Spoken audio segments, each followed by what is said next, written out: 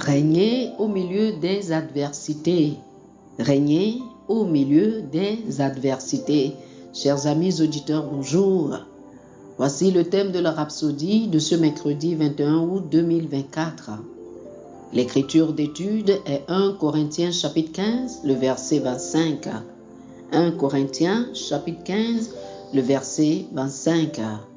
La Bible dit, « Car il faut qu'il règne jusqu'à ce qu'il ait mis tous les ennemis sous ses pieds. » Alléluia. Certains lisent le verset ci-dessus et supposent que cela signifie que tous les ennemis ne sont pas encore sous les pieds de Jésus. Mais ce n'est pas ce qu'il dit. Observez qu'il n'est pas dit que Christ régnera quand il aura mis tous les ennemis sous ses pieds.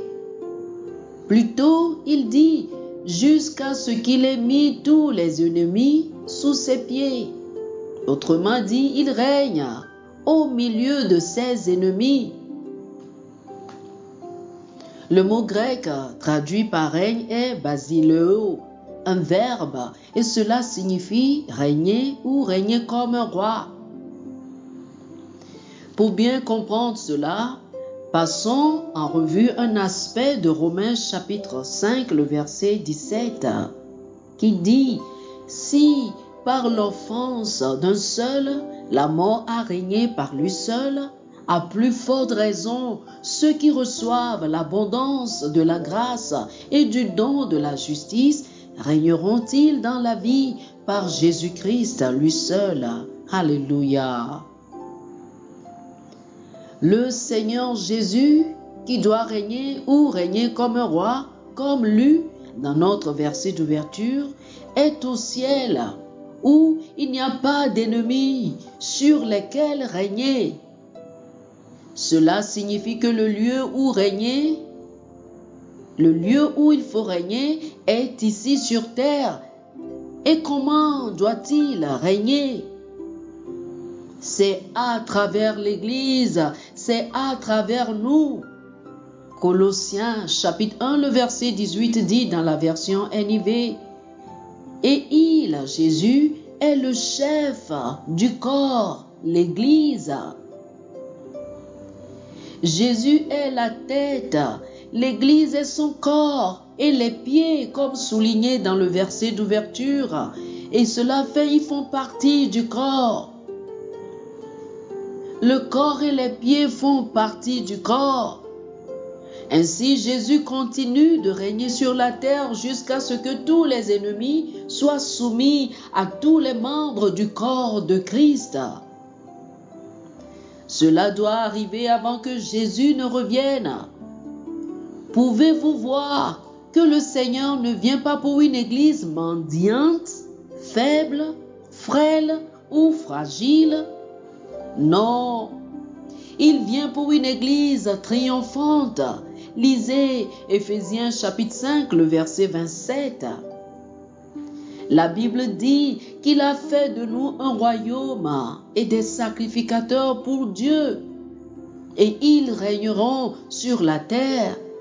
Apocalypse chapitre 5, le verset 10. Il n'est pas étonnant que le Seigneur Jésus ait dit dans Jean chapitre 16, le verset 33, « Vous aurez des tribulations dans le monde, mais prenez courage, j'ai vaincu le monde. » Nous sommes nés de lui et notre foi en lui est notre victoire sur le monde. Vous voyez maintenant pourquoi Jacques chapitre 1, le verset 2 dit de regarder comme un sujet de joie complète les diverses épreuves auxquelles vous pouvez être exposés. C'est parce que nous régnons au milieu de l'adversité. Cela rappelle ce que disait David dans le psaume chapitre 23, le verset 5. Il dit « Tu dresses devant moi une table en face de mes adversaires. Tu ondules ma tête et ma coupe déborde. » Les ennemis ne comptent pas. Au milieu d'eux, vous régnez, vous gouvernez, vous célébrez. Oh, gloire à Dieu. Alléluia. Alléluia. Alléluia. Chers amis, je vous invite à faire cette prière avec moi. Dites ceci. Cher Père, merci pour la victoire que nous avons en Jésus-Christ. Je suis membre du corps du Christ, habilité à régner, à gouverner et à marcher avec victoire dans ce monde. Je règne dans la justice, je marche dans la victoire et je manifeste ton royaume ici sur terre au nom de Jésus. Amen. Alléluia.